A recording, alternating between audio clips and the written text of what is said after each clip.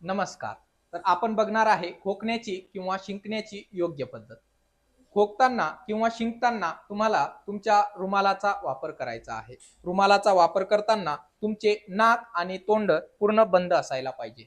खोकल्यानंतर किंवा शिंकल्यानंतर ह्या रुमालाची उलटी घडी करून तुम्हाला तुमच्या पॉकेटमध्ये ठेवायचा आहे. जर तुमच्याकडे रुमाल नसेल तर तुम्ही टिश्यूचा वापर करू शकता.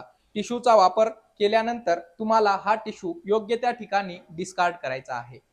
त्यानंतर जर तुमच्याकडे रुमाल किंवा टिश्यू नसेल तर तुम्ही तुमच्या हाताच्या अशा ठिकाणी बाहीमध्ये खोकू किंवा शिंकू शकता. त्यानंतर खोकल्यानंतर किंवा शिंकल्यानंतर तुम्हाला तुमचे हात धुणे अत्यंत महत्वाचे आहे.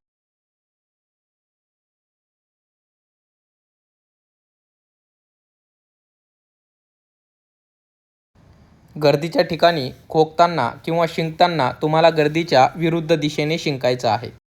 जर तुमच्याकडे रुमाल किंवा टिश्यू नसेल तर तुम्हाला तुमच्या हाताची अशा प्रकारे घडी करून तुम्ही खोकू किंवा शिंकू शकता.